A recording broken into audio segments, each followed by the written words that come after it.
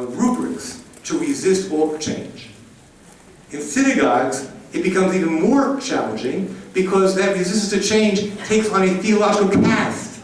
You don't want to change because the Kadosh Baruch Hu doesn't want it to happen this way. Right? There's some kind of, you feel the weight of authority, of continuity, of trying to continue a tradition that you cherish and that you love as a rabbi, but that nobody else gets. Nobody else gets it. And so you have a lot of pushback to this change, a lot of pushback to this change. You know, I heard a great line that I learned so much from, I'll just give you the line, but you have to actually explore it. The line was from Rabbi Harold Schwarz, one of the great rabbis of the 20th century, may live long. He once said at an address to a RRC ordination, he says, rabbis have answers to questions that Jews no longer ask.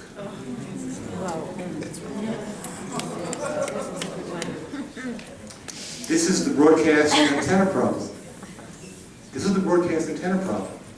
You can do all the broadcasting you want, but if you don't tune in to the wavelengths of the Jews you want to touch, you can take your broadcast and put them on the shelf.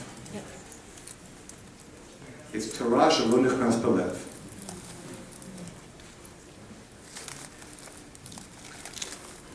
So I just mentioned the CLE program because we now have a cohort of 20 early career rabbis who are in this program, and we're excited to see what's going to happen. We've got rabbis from across the denominational spectrum.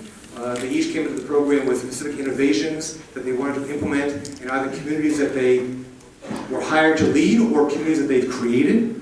And we're going to provide the leadership and coaching to help them move that forward. We'll see where that goes. Okay? It's just our little effort to try and move that forward.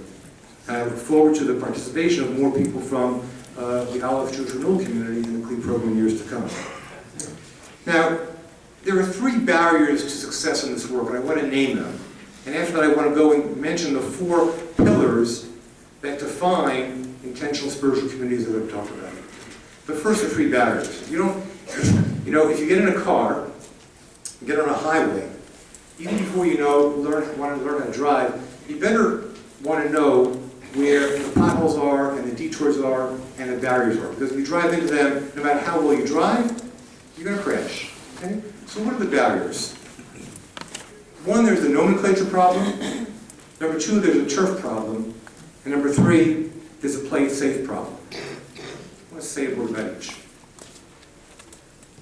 It's interesting that when I wrote Finding a Spiritual Home, it took me a long time to find 4 communities to profile. I knew that in my own community, I founded a Adat Shalom Reconstruction Congregation in 1988.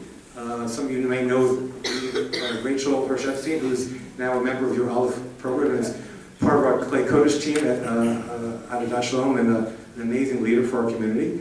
We're now a robust community of 500 families with an amazing program. You should learn more about it through Rachel, or you can ask me a little bit about it. But when I wrote Finding a Spiritual Home, I wrote it after I stepped down from being the rabbi of Adat Shalom. I was moving on to focus my work on growing Panim. And I wanted to find 3 other synagogues from the other movements that were modeled on what I was trying to do at Adat Shalom, which was to create a home for spiritual seekers. To create a home for Jews who, for the most part, would never join the standard synagogue centers that were plentiful, at least in the Washington suburban area, but is also true all around the country. And the fact of the matter is, in the early years, easily 80% of the people who joined Adat Shalom, and we learned this as we had intake interviews and spent time and people talking about their journeys, most of them said that nowhere in their life plan were they planning to join a synagogue. They were not even part of the constituency that I described a few moments ago about people who would join when their oldest child was 6, 7, or 8, and then they would exit later on. They weren't even in that category. And these were people I came to discover and learn who had a deep desire to be part of sacred community.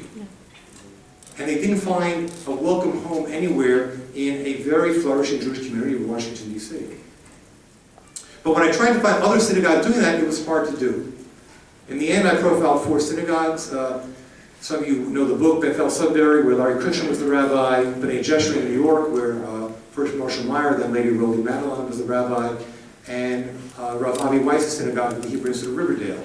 And from those 4 profiles of synagogues and spiritual autobiographies of people who joined those communities, I extracted the paradigm that I'm going to talk about now. But the good news is that while it was hard to find a handful of synagogues to profile when I wrote the book in the late 90s, today there are several dozen new paradigm synagogues that are really exciting around the country. What's interesting, and this is why it's a nomenclature problem, many of them don't want to use the word synagogue or congregation in their titles. Yep. So badly poisoned is the bread.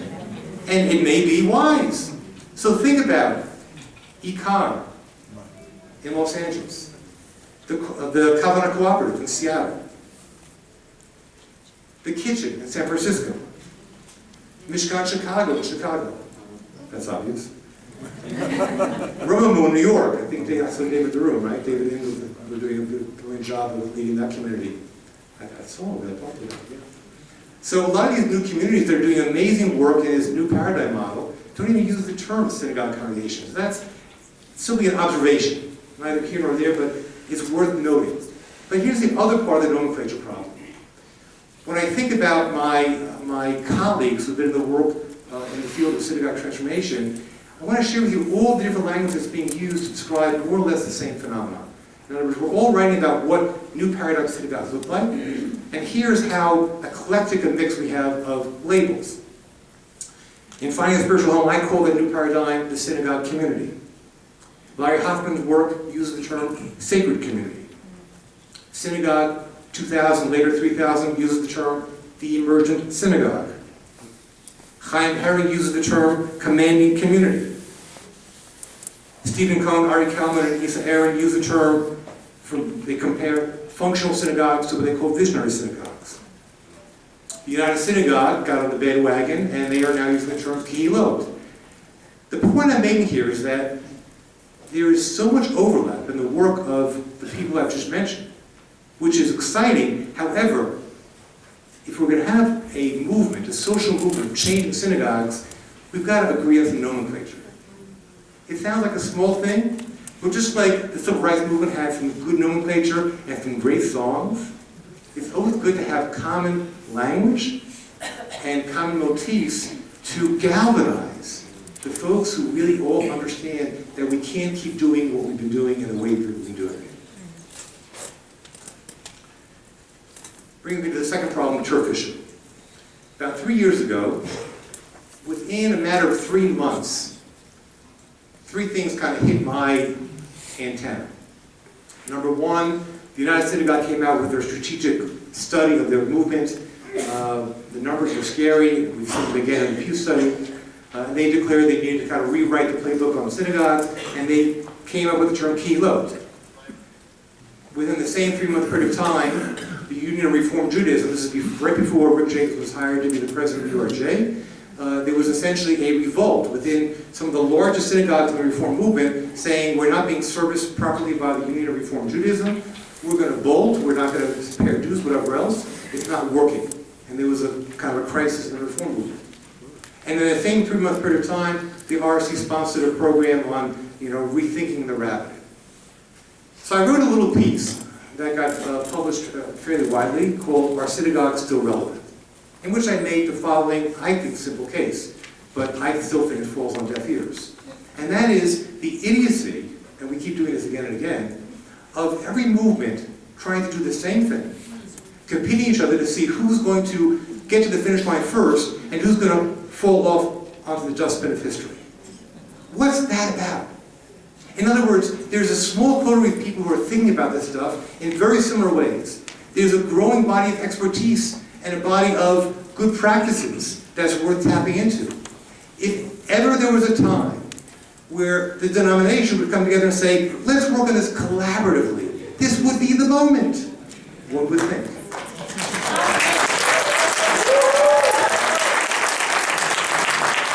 But it hasn't happened and it won't happen. Now it's interesting here, and I want to say a word of maybe, I hope you'll take this kindly because, as I said, I'm an outsider, but maybe a word of tochah with you, okay? I was chatting with Rob Zalman about this a little bit at breakfast. Because Jewish renewal emerged as the paradigmatic, non-denominational, post-denominational phenomenon, right? But if you're familiar with the work of Max Weber, sociologist of religion, later fine-tuned by Reinhold Niebuhr, he talks about a trajectory that all new religious movements begin as sects, S-E-C-T-S. That is not my sex talk, it's my sex talk. They begin as sects, and then they emerge in the language, his language, as churches. Okay? Sects begin with charismatic leadership, which you clearly have, with a certain language that's inside baseball language, which you still clearly have. And you kind of build walls around you so that you can kind of build your chevra and your identity and what you're all about. But ultimately, if you're going to survive, you move from that kind of sect stage to what looks like a much more conventional denomination. And that's gradually starting to happen in this chevra, in this Jewish community. Now, I'm just making an observation here. I'm not saying don't do it, beware. But before we cast stones at the short-sightedness of the major denominations that have been out there functioning for a century or more, let's remember that you too are on the trajectory. And how you avoid the pitfalls and blind spots of becoming the denomination and continue to be as open as you have been in your early history to the fact that, as I talked about last night, that there are shivim panim Torah, that there are many ways to be Jewish. That is a very narrow ridge to walk, but yet you must walk it. And the third problem, the playing it safe problem. Look, I know what it's like for a rabbi to be concerned about their parnassah, their family, their job, their career.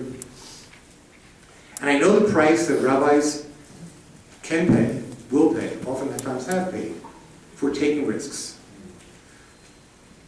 This is a two-sided problem. And again, Reb Zalman spoke to this a little bit yesterday when he spoke to the Musmachim. And that is, first of all, we need to encourage our rabbis to be risk takers. Not tickling around the edges, but about dramatic rethinking of what synagogues can and need to be.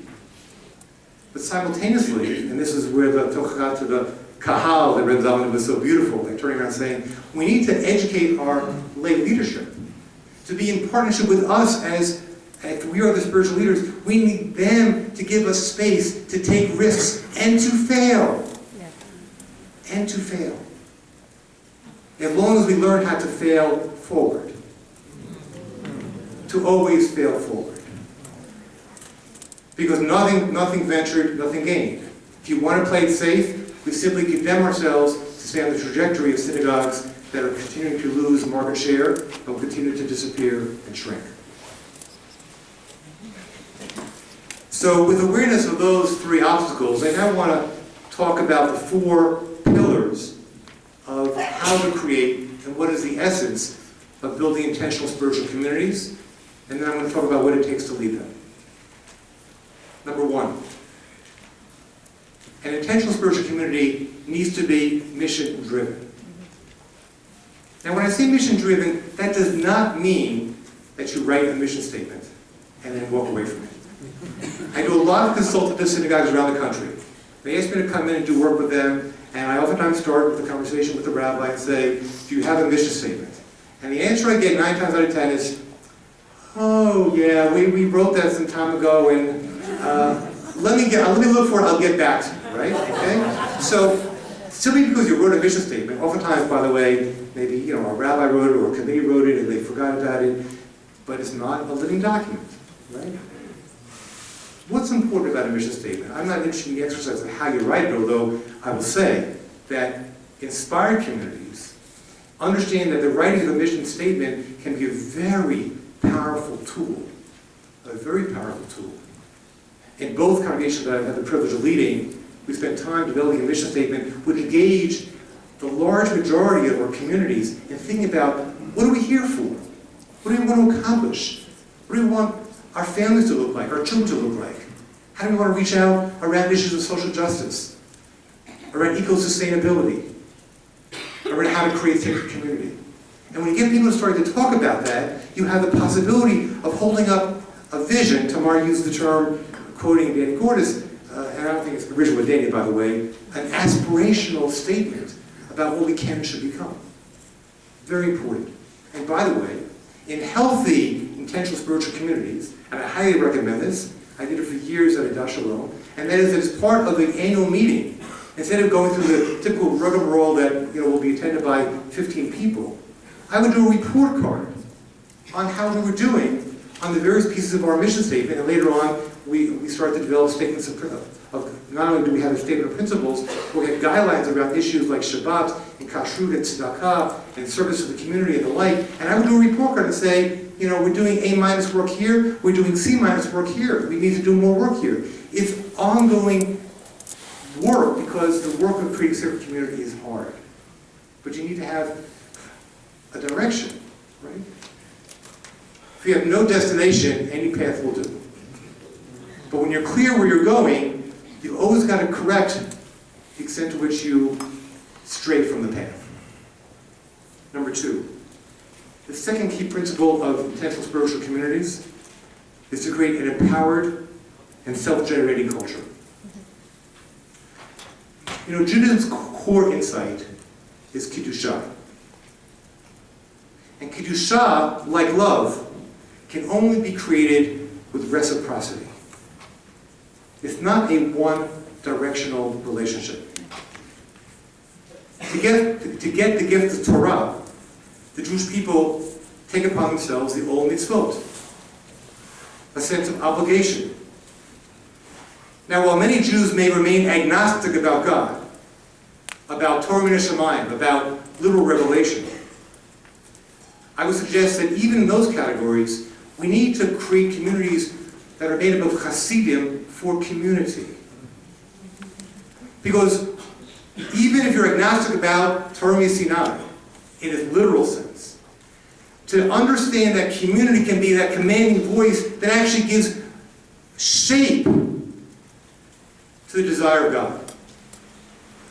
I'm sure you've all heard the drash about the 2 yuds of God. It's when 2 yidden get together. It's yud and yud. You have the beginning of seeing what God's purpose might be in the world for you and for the community of which you are part. We are all B'nai Brit. And it's too bad that that organization has fallen on a hard time because they've got a great terminology. I love the nomenclature. But we are B'nai Brit and B'not Brit. We are born into a sense of obligation, and we need to make communities understand that we're obligated both to a higher sense of purpose and to each other. I've said this many times, and I believe it deep in my heart because I've seen it in action. The greatest gift that we have in the Jewish community that remains in most synagogues totally untapped is the brilliance, the genius, the gifts of the Jews in front of us. Most synagogue synods have reduced Jews to Jews-paying members. You check them off that they give their dues and before the holidays say they're a member. And my major critique of these synagogue centers is that they have this obsession about size and membership, which has no meaning whatsoever. Until we move away about this obsession with membership, to move to a commitment to ownership, we will not create intentional spiritual communities. What I care about is not how many people pay dues. I care about how many people feel that they are part of a community of Jews who are committed to some sacred purpose.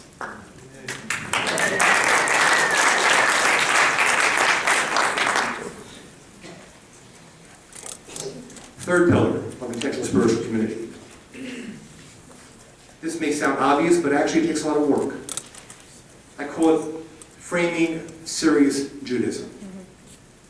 Framing serious Judaism. Larry Krishner has a great piece, some of you may read it, it's kind of a classic piece, 10 Pegs, and the Synagogue Business. You know that piece? It's been republished several times. He wrote it back in the 70s, in which he says that the way he judges success in his community, and I had the privilege of spending some time at Beth El Sudbury in working on my first book. He says the way he judges the success of the community is how much Jews engage in primary Jewish acts. What is he talking about? He didn't invent it. Torah, learning. Avodah, some encounter with the divine, with sacred purpose, with spirituality, with transcendence. And Gimul Chasadim, which has an A and a B. Acts of personal loving kindness and caring one to the other. And B, acts of global and social repair. Doesn't care about bowling leagues. not about mahjong, not about the sisterhood or the brotherhood or whatever other kind of games we come up with. Find out how many Jews are engaged in primary Jewish acts, and you can judge the health of your community. One of the greatest errors, mistakes made by non-Orthodox Judaism in the 20th century and well into the 21st century, because we're well on our way now, in the second decade, is the belief that the only way you get Jews in the door, in the tent, is by offering Jewish light. And what we've learned is that communities today that are thriving are those communities that offer a sense of authentic Jewish encounter with Torah, Avodah, and Milut Chasadim. Now, to be fair, the reason liberal Judaism went down that road of Jewish light is because my parents' generation, first and second generation American Jews coming here, had as their main goal, how do we fit in? We want to be American. We don't want to stick out like a sore thumb. And so you have variations of liberal Judaism offering ways to kind of keep some tie to a tradition that we cherish, but allow people to kind of fit in. But that's no longer the issue of the next generation. I talk about that in Jewish megatrends. We have raised a community that is affluent and successful and has gained entry to every place that our grandparents could only dream of. And now the question they ask is, do I need it? Do I need that thing called Judaism, Jewish community, synagogue? What is that all about? And to most Jews, look at the Pew study. It's really important Torah today, okay? For most Jews, they think about religion as a bunch of hocus pocus that promotes narrow-mindedness and chauvinism and fanaticism. Now, fair or not, that's where the brand is in the marketplace. And if you care about reaching that sector of Jews, you need to start thinking about other ways to talk about what sacred community might look like. I think about the number of the Pew study that hit me, so hard. 94% of American Jews said that they have a positive feeling about being Jewish. You know what? If you were starting a company selling widgets, and 94% of the public said they like widgets, you'd get rich. We are sitting on a gold mine of Jews who have a positive feeling about the brand. They just don't want to taste it. So we've got to make it palatable and understandable and accessible. And we won't do that with Jewish light. We'll do that with serious, authentic Judaism, with Torah, Avodah, and Milut Chasadim. Fourth and finally, the last pillar of building intentional spiritual communities is about many of you in this room. It's about visionary spiritual leadership. And this is an interesting story. In the mid-20th century, as the Jewish community was building these synagogue centers, these cathedrals all around American suburbia, as signposts of our material success, as ways to prove to our Catholic and Presbyterian Methodist neighbors that we could build synagogues as large and as beautiful as their churches. Parenthetical, my first year of rabbinical school, I taught at Beth Shalom in Elkins Park, right? The Frank Lloyd Wright Synagogue, right? So here's the worst kept secret in American synagogue life.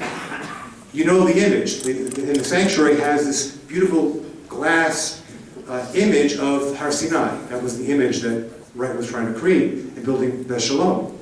And from the first day that they moved into that synagogue, the skylight, Har Sinai, leaked. So whenever it rained, they had to put a garbage can in the middle of the sanctuary to catch the water, and they've spent hundreds of thousands of dollars trying to fix the leak, but they've never been able to do it. So there's a metaphor for a sermon somewhere, okay? Har Sinai and leakage, whatever that is. That's one for Brother Don to work on, because it's the master metaphor. So as American synagogues were built in the landscape of suburbia as signposts to our affluence on making it in America, rabbis were trained to be CEOs of those synagogues, with the model being the CEO of the American corporation of the mid-20th century. That was the model. Rabbis were even taught to speak like God. Listen to tapes of Reformed rabbis in the mid-20th century, okay? And you'll get rabbis who were trying to imitate what God must have sounded like. Okay? This was part of the program, Now, by the time we hit the 60s and 70s, you have a reaction to those imperial cathedral synagogues and the rabbis. The Chavra movement is a reaction to that. The founding RC was a reaction to that, to say, no, we don't want the rabbi in command control mode. We need a rabbi to be more of, part of Amcha, to be a facilitator, to kind of hear Jews. And it was actually historically, as you look back on it, you can understand how you had that reaction to the imperial rabbinate of the mid-20th century. You had that reaction to create the rabbi as teacher, friend, colleague, listener, social worker. Now I can't tell you how much time I've spent, at least in my Reconstructionist orbit, trying to share my own experience, why that model doesn't work either. Is it a good corrective to the imperial rabbinate? For sure. Is it better than the imperial rabbinate? Maybe. Does it work in creating inspired, intentional spiritual communities? No.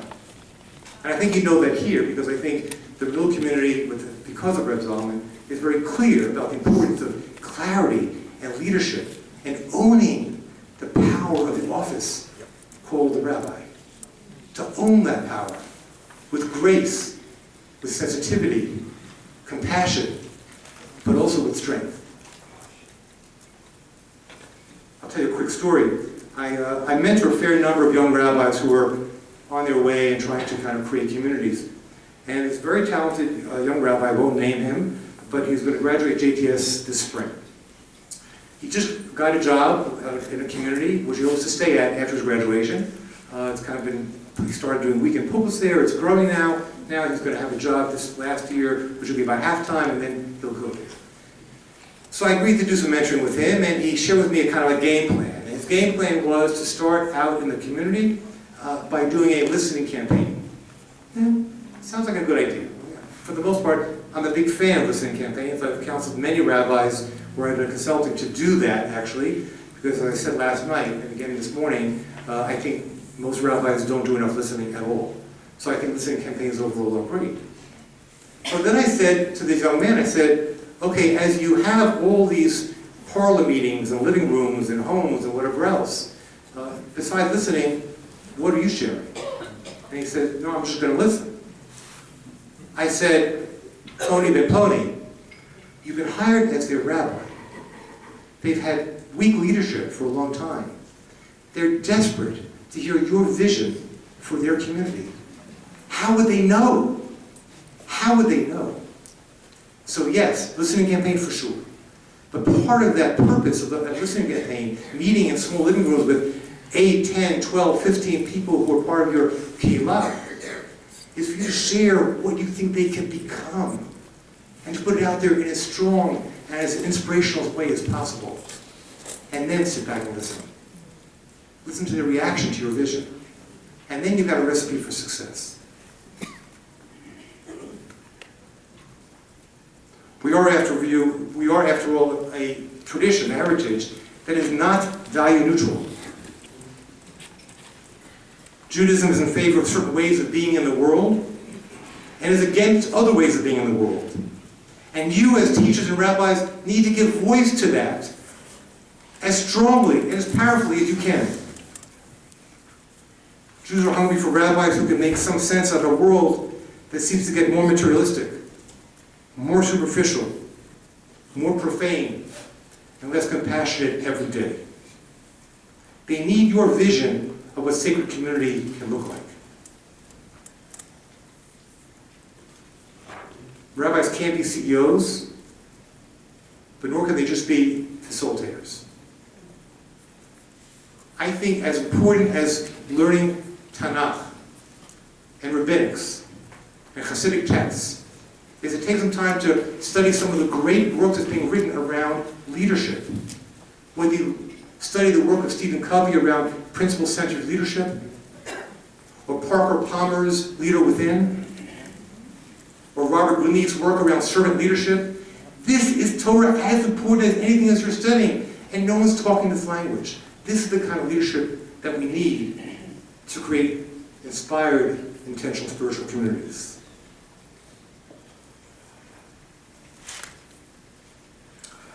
when Moshe Rabbeinu was prepared to give over the mantle of leadership to Yoshua, he knew how hard leadership was, which is why he gives them the blessing and the mantle of leadership with the words chazak ve'amatz.